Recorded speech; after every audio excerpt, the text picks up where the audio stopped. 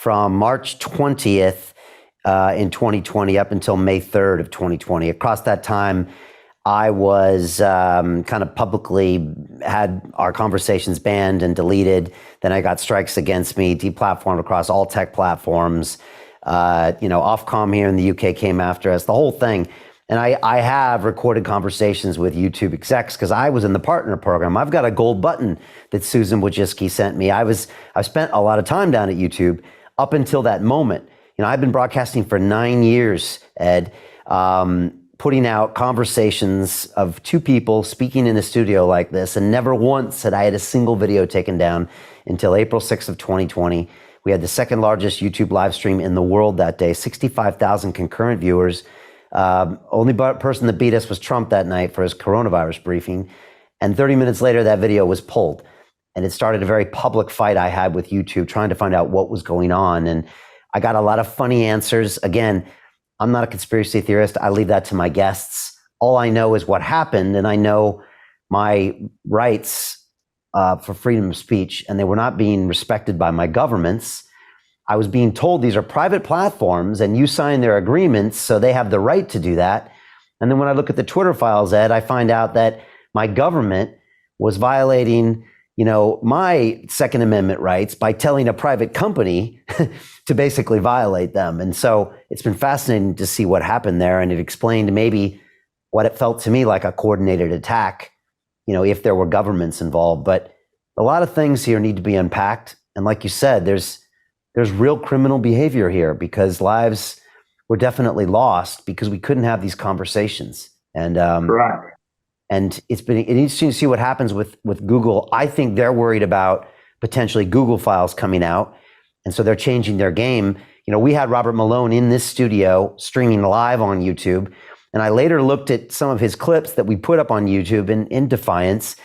And for the first time ever, I saw a thing on YouTube that says you can watch this content, but it goes against policies. And I'd never seen that before. So they're definitely changing their tune. I would love personally to see the YouTube files because I'm sure our name's written all over them, but they'll probably maybe never come out. But if they did, I think they would be really damning for that because like I said, we really felt what was going on back then. On so many levels. I mean, I had Martin Kulldorff on here, one of the authors of the Great Barrington Declaration. I couldn't stream him on YouTube. And that was just saying about like you. He said, Brian, I looked at the numbers. It's old people dying. We don't need to shut down all the businesses. And that's actually killing more people.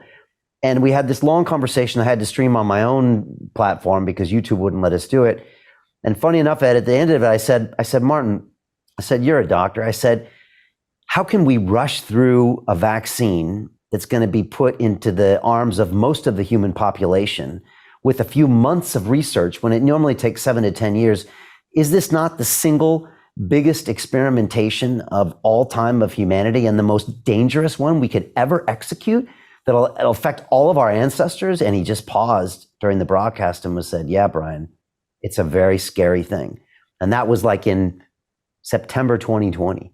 And so, we had these conversations earlier. By the way, when I was broadcasting, if you would even presume that the virus came from a lab in Wuhan, they were literally going to lock you up in a padded room. You couldn't talk about masks. You couldn't question the functionality of a PCR test or whether it was even designed for that. I mean, you couldn't do any of that stuff that early on. And later, we're now realizing that most of the stuff is now accepted. So yeah, it was frustrating to be a part of that. If we had just allowed for an open and honest debate to find out maybe if there was any validity to this or not, it's hard for me to imagine how many lives we could have saved, let alone talk about the vaccine issue. So yeah, it's been a real part of my personal journey, Ed, as you can tell. Well, I just want to add on to that. You were part of my analyst mosaic. I've been watching you for years prior to your deplatforming. And when you got deplatformed so quickly, and then I started seeing doctors malign, my warning signals and flares went off. And then the coordination of the global governments in unison saying the same things. When was the last time you saw global governments ever on the same page? Never. I'm not in the room, but it made me ask questions. I just started asking questions, and I was very suspicious. And you were part of my analyst mosaic. I remember you walking, doing a streaming from your phone, talking about what had just happened to you, and I was like horrified. I'm like, what is going on here? Well, I'm glad I could be a data point. I was literally reacting, and it was crazy because everything was locked down.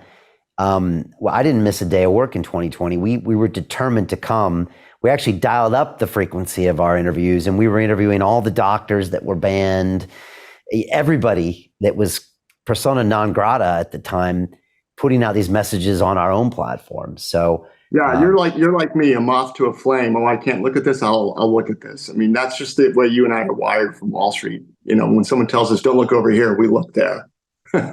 And then this whole concept of freedom of speech and allowing people to consume the information and make their own decision. I mean, correct. The concept of dangerous information it went against everything in my bones and DNA.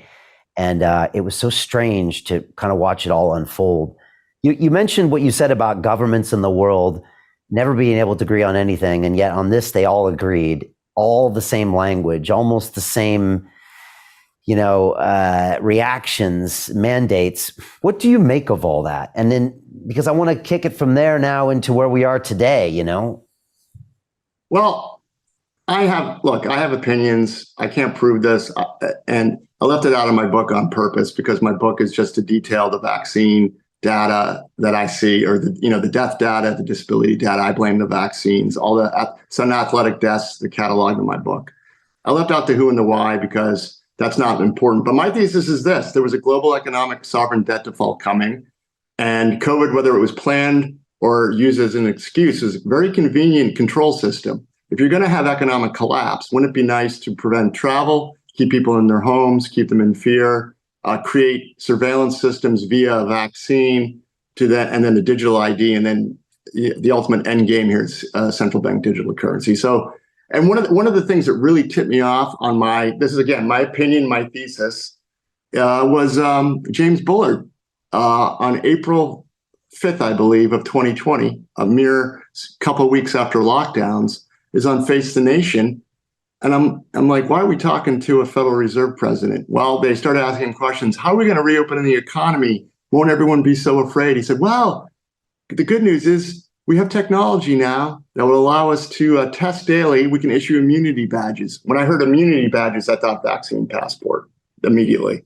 And I also thought, and then she, they talked about that. And then she said, when we come back, we're going to talk about all the new surveillance technologies available to implement this. So that was April 5th of 2020. That was not received well at the time. I started talking about vaccine passports on Twitter, called a conspiracy theorist. And they memory hold that. That was what we call a trial balloon. They trial ballooned it too early, and then they buried that, and no Fed governor ever spoke on the issue again. So I'm very suspicious that this is a control system. And also, let's talk about what happened. France has a lot of riots and protests going on right now. Yeah, if you remember, I was there last week, and I got to see the cars burning on the roads. I was there for a blockchain conference, and it's all kicking off there. Do you remember prior? Most people in the U.S. don't know this because they didn't, televise it. But there were yellow jacket protests in France for weeks on end in 2018, going into 2019, and COVID mysteriously wiped those all off the map. No more protests. So I'm just saying, as an analyst, this sounds like a good narrative that, I think if we did some investigations and some discovery, my narrative is pretty close to the truth. Again, it's my opinion, it's my thesis at this point, but COVID and the unison of all the global governments suggested that they were worried about something that they weren't telling the public, which is we're broke, the social contract's been broken, all the pensions. I mean, I don't think people understand that they're never going to be able to pay all these pensions. So this is where we are. And what we see now is economically is the beginning of what I call the end of the current fiat system, and something else will emerge. I don't know what, but we're at the end of this, I think. So Jim Rickards has just recorded a video that's not available to anyone in the public, and he's going to be talking about how this upcoming recession is going to be fast, it's going to be bloody, it's going to be nasty. But at the same time, he's going to show you how you can position yourself to profit from all of this chaos. Now, we've made this video only available to our viewers. Go to londonreal.tv/Jim. Watch that immediately. I can't say enough good things about Jim Rickards. He understands the global economic system better than any guest I've ever had on London Real. His predictions are almost uncannily true, and you can learn how to profit from his vision, from his expertise, and his understanding of economics. So go to londonreal.tv/Jim or click the link below. It's an excellent, excellent look on what's going to happen in the future and how you can position yourself to profit from that. Jim is one of the best in the business, one of my favorite guests on London Real, and he's very, very good at predicting the future and showing us all to profit from it. So click the link, and I hope you enjoy. The greedy bankers are about to do it again.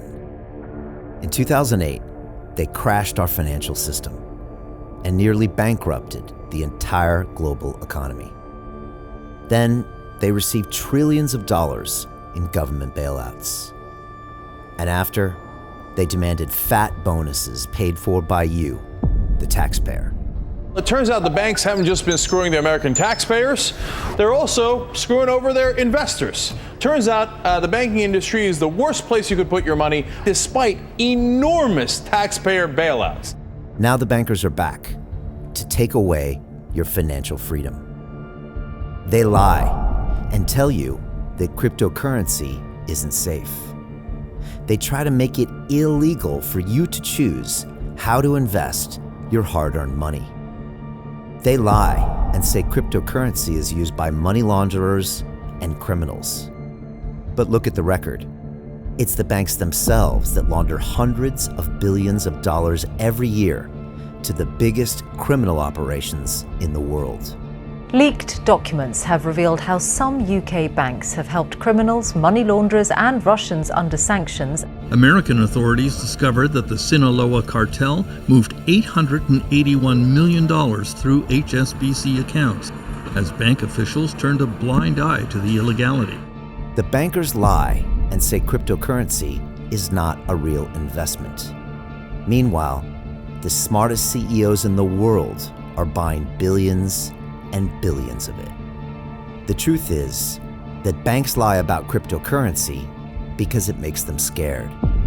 The banks take $9 trillion per year of your hard-earned money, and they are worried that they will finally be exposed. They're scared because crypto means they can no longer control your money, which means they can no longer control you. They are scared because you might actually understand your money and intelligently decide what to do with it. Now is the time for us to come together, fight back, and take control. It's time to educate ourselves, our families, and our communities. Because financial education means financial freedom. We know that cryptocurrencies will help us build the new decentralized financial system of the future. A banking system that is of the people, by the people, and for the people. A banking system where access to finance is a fundamental human right. A banking system that is free and fair and welcomes all humans on this earth. The DeFi revolution is happening. We, the people, can no longer be fooled. We choose to take control of our finances. We choose to take control of our freedom. We choose to take control of our future. Join us, and let's take back our financial freedom forever.